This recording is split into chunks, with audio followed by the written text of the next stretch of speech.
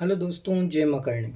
तो अभी एक बहुत सारे कमेंट थे, उसमें एक बहन का भी कमेंट था कि सर आप जयपुर मंडल का जो 4th ग्रेड डीवी हो रहा है उसकी प्रोसेस आप अपलोड कीजिए, वीडियो अपलोड कीजिए, हमें पता होना चाहिए कि क्या हो रहा है डीवी के अंदर। तो देखो मैं ना एक आपके लिए वीडियो बना रहा हूँ अभी।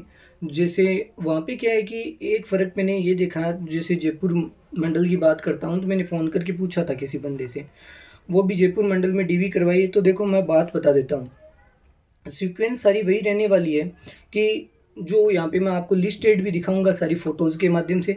जैसे पहली बात करते हैं हम चेक लिस्ट, आपको चेक लिस्ट ही लगानी है। चेक लिस्ट के साथ में दो वो अन्य जो पत्र हैं वो नहीं लगाने, जैसे मैं दिखाऊंगा यहाँ पे। तो पहले आपकी ये चेक लिस्ट हो गई, जिसमें क्या है, हमारे चूरू मंडल में तो 15 पेज की थी, और ये यहाँ पे जो जयपुर मंडल की है उसमें 16 दिए हुए हैं कॉलम।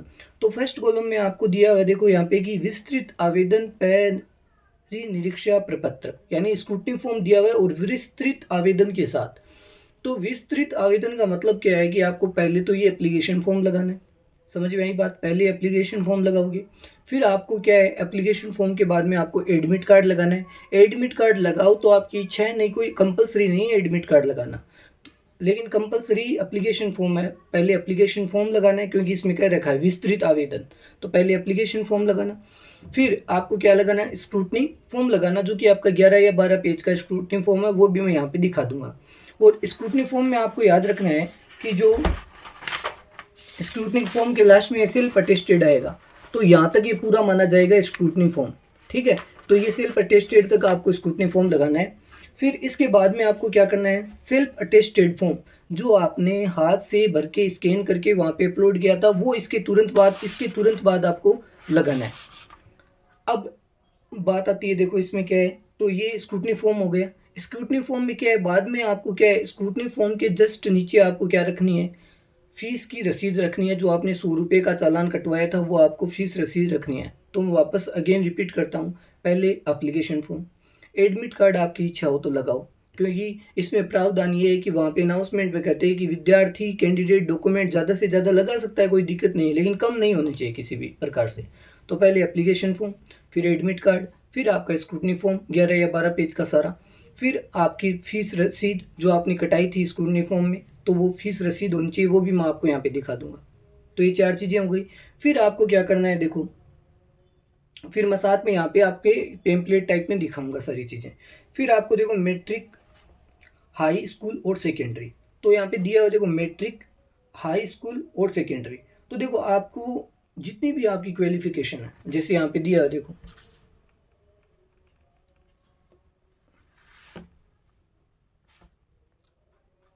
तो यहाँ पे दिया है देखो मैट्रिक सारा दिया हुआ, यहाँ पे दिखाई नहीं देगा, मैं बात बताता हूँ आपको। मैट्रिक का मतलब 10वीं लेवल की आपको मार्कशीट लगानी है, 12th की लगानी है, फिर बढ़ते क्रम में जैसे 10th 12th और फिर हायर सेकेंड 10th 12th आ गया, फिर आपकी ग्रेजुएशन। ग्रेजुएशन में फंडा क्या है, first year, second year, final और फिर डिग्री, ये चारों आपके होने चाहिए। तो 10th 12th, ग्रेजुएशन में first year, second year, final और ग्रेजुएशन की डिग्री। तो यहाँ तक आपको समझ में आई बात। फिर आपके मान लो पीजीडीसी किया हुआ है, किसी के एमएससी की हुई है, किसी के एमकॉम की हुई है, तो वो भी अपनी डिग्री बढ़ते हुए क्रम में लगा सकता है। तो ये आपको बात याद रखनी है। तो फिर ये जो क्वालिफिकेशन है, ये कॉलम पूरा हो गया। जयपुर मंडल की बात बता रहा हूँ सारी। फिर आपका आता है मूल निवास प्रमाण पत्र। मूल निवास, अब देखो ये बातें आपको ध्यान रखनी है। मूल निवास कब का होना चाहिए, मूल निवास में डीवी करवाई थी मैंने, तो उन्होंने यही बात की थी कि मूल निवास से ये पता चलता है कि एज ए आप राजस्थान के क्या हैं, रहने वाले निवासी है, नेटिव है वहाँ के, तो उसके लिए काम आता है। वो प्रमाण पत्र आपका चाहे 2015 का हो, चाहे 2018 का हो, चाहे 2019 का हो, चाहे 2022 का हो, वो आपको होना चाहिए, लेकिन वैकेंसी से पहले का बना हुआ होना चाहिए मूल निवास। तो मूल निवास 3 नंबर पे आ गया आपका। फिर आपकी आती है श्रेणी, कि श्रेणी आपकी कौन सी है, एसटी है, ओबीसी है, ईडब्ल्यूएस है। तो आपकी जो भी श्रेणी है, जैसे मान लो जनरल ईडब्ल्यूएस है, तो जनरल ईडब्ल्यूएस में आपको इसमें ईडब्ल्यूएस का कॉलम है, तो ईडब्ल्यूएस लगाना है। ठीक है, ईडब्ल्यूएस लगाने के बाद में आपको क्या करना है, अगर मान लो किसी की जाति भी बनी हुई है, तो ईडब्ल्यूएस के जस्ट नीचे आप जाति भी लगा सकते हो। फिर आपका कौन सा कॉलम आता है, फिर अंतिम शैक्षणिक संस्था द्वारा जारी चरित्र प्रमाण पत्र। देखो इसमें एक कॉलम ये ज़्यादा दिया हुआ है, और चूरू लिस्ट में केवल चरित्र प्रमाण पत्र 2 गजेटेड वाला दिया हुआ था। तो अंतिम शैक्षणिक संस्था द्वारा जारी चरित्र प्रमाण पत्र, और मैंने शुरू में भी यही सीक्वेंस बताई थी। तो अंतिम चरित्र प्रमाण पत्र, तो देखो पहले हमारा क्या हो गया, मैं आपको बता दिया कि सारी चीज़ें होगी। अटेस्टेशन फॉर्म, उसके बाद में क्या होगा, देखो क्वालिफिकेशन से चलते हैं। तो क्वालिफिकेशन में क्या होगा, ये हो गया 10th की मार्कशीट, और पीछे साइन करे हुए होने चाहिए स्कूल वगैरह के, मोर और साइन। फिर आपको क्या लगानी है, 12th की मार्कशीट लगानी है, पीछे साइन होनी चाहिए प्राचार्य के। फिर आपको क्या लगानी है, फर्स्ट ईयर की मार्कशीट, और पीछे इससे साइन होनी चाहिए। फिर आपको क्या लगानी है, सेकेंड ईयर की मार्कशीट। फिर आपको क्या लगानी है, फाइनल की मार्कशीट। फिर आपको क्या लगानी है, डिग्री। क्या लगानी है आपको, डिग्री। जैसे ये डिग्री मैंने लगा दी, और पीछे मोर होनी चाहिए, तो ये डिग्री हो गई। फिर आपका मैंने बताया था मूल निवास, तो आपको क्या लगाना है, देखो मूल निवास मेरा 2019 का बना हुआ, तो मूल निवास लगाना है। फिर आपको क्या लगाना है, मूल निवास के बाद में EWS मेरा 23-24 का बना हुआ है, तो मैंने ये लगा दिया। और मेरा 2026 का भी बनवाया हुआ है, वो भी ले जा सकते हो। 23-24 का मान्य है, यानी वैकेंसी से पहले का मान्य है। फिर मैंने EWS के बाद में क्या लगाया, जाति। अगर आपका जाति है तो आप लगा सकते हैं जनरल EWS से, और केवल EWS है तो भी चल जाएगा। फिर आपकी क्या है, चरित्र प्रमाण पत्र। देखो मैंने सीक्वेंस से इस प्रकार जचाए हुए हैं। हायर क्वालिफिकेशन, जैसे मैंने BSc की है, मेरे डूंगर कॉलेज का चरित्र सर्टिफिकेट SCC है, तो वो मैंने लगाया है। उस पर भी आपके प्राचार्य के साइन और मोहर होने चाहिए। तो CC तक आ गए। फिर आपका कॉलम है 2 मूल चरित्र प्रमाण पत्र, अलग अलग अलग अलग लेक्चरार के साइन प्लस मोहर सहित। तो देखो ये चरित्र प्रमाण पत्र है, मोहर सहित लगाया हुआ है, तो ये मोहर सहित लगवाना आप। फिर दूसरा मेरा चरित्र मोहर सहित अन्य लेक्चरार का है, तो ये लगाना है। अब इसमें क्या है कि सेम टीचर के नहीं करवाने, अलग अलग टीचर से करवाने, 2 गजेटेड टीचर होने चाहिए राजस्थान में। फिर आपको देखो 2 चरित्र के बाद में क्या लगाना है, वचन प्रपत्र। सादे सामान्य कागज पर वचन पत्र लगाना है आपको, तो ये वचन पत्र हो गया सादे कागज पर वचन पत्र। फिर आपको लगाना है संविधान संबंधी शपथ पत्र, तो ये संविधान संबंधी शपथ पत्र हो गया सामान्य कागज पर। फिर आपको लगाना है दहेज संबंधी घोषणा पत्र। जो अविवाहित अनमेरिड जो कैंडिडेट है वो, उनको दहेज संबंधी लगाना होगा, और जो मेरिड है उनको विवाहित संबंधित आपका सर्टिफिकेट लगाना होगा।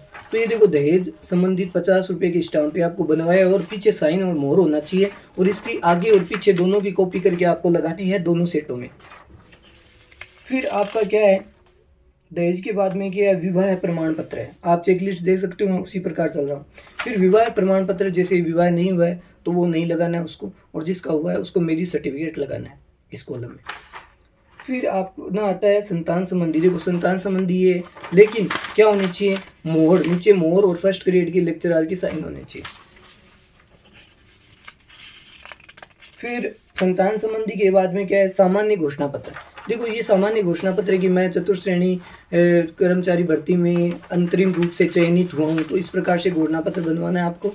5 पॉइंट होंगे इसके, इस प्रकार से घोषणा पत्र होगा आपका, ये लगाना है। ये इसको सामान्य घोषणा पत्र बोलते हैं।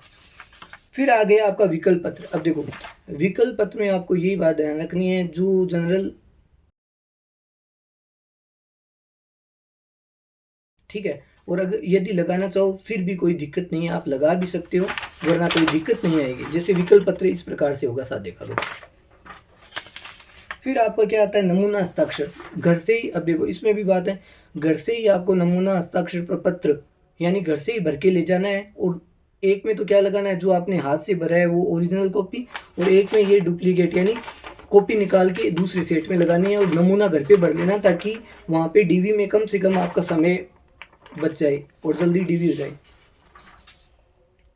फिर देखो स्वयं का फोटो या वोटर ID, आधार कार्ड। तो ये देखो आधार है, इस प्रकार से आधार होता है, ये आपको निकलवाना है। और आधार की यहाँ पे डेट होती है, फोटो के इस साइड डेट लिखी होती है, वो डेट आपको चेक लिस्ट में भरनी है। तो ये आधार। अब देखो आधार में अगर नाम मिस मैच है तो आप क्या कर सकते हैं, वोटर ID भी लगा सकते हैं जैसे चेक लिस्ट में दी हुई है, ड्राइविंग लाइसेंस भी लगा सकते हैं, और पासपोर्ट भी लगा सकते हैं। तो ये बातें ध्यान रखनी है आपको, मैंने सारी बातें बताई। फिर आई रिपीट अगेन कर रहा हूँ, पहले एप्लीकेशन फॉर्म, फिर एडमिट कार्ड, फिर स्क्रूटनी फॉर्म 12 पेज का, फिर फीस रसीद स्क्रूटनी फॉर्म की। फिर आपको क्या लगाना है, क्वालिफिकेशन जो मैंने बताई है, 10th 12th graduation computer diploma, PGDC जो भी ज़्यादा आगे है, एमए, एमकॉम जो भी है, एमएससी वो। फिर आपको क्या लगाना है, मूल निवास। फिर आपको लगाना है ईडब्ल्यूएस। उसके नीचे जस्ट जाति, जैसे ओबीसी है तो ओबीसी की जाति अगर 1 साल का गैप है, जैसे विज्ञप्ति 2024 की आई है और आपको लगाई नहीं है, आप 2022 की लगा रहे हो, तो आपको एफिडेविट बनवाना होगा अगर 1 साल का गैप है तो जाति में, और जिसकी 2024 के वो चल जाएगी उसकी। फिर क्या है, फिर आपको लगाना है विधवा या परित्यागा, खेल संबंधी अगर आपके पास में कोई कोटा है, विधवा या खेल संबंधी कोटा है, या विधवा का सर्टिफिकेट है, या मान लो किसी को छोड़ दिया है तो इस प्रकार का सर्टिफिकेट है, वो भी आप लगा सकते हैं। लेकिन वो भी क्या होना चाहिए, भर्ती से पहले का होना चाहिए, जिससे कि आपको कोटा मिल सके, रिजर्वेशन। फिर अंतिम शैक्षणिक सीसी लगाना है अंतिम संस्था का, ठीक है। जो भी ग्रेजुएशन या आपने रेगुलर की है, जैसे 12th रेगुलर की है, उसके बाद प्राइवेट किया है तो 12th का आपको लगाना है, मान्य होगा। अगर आपने ग्रेजुएशन रेगुलर किया है तो ग्रेजुएशन का लगाना होगा।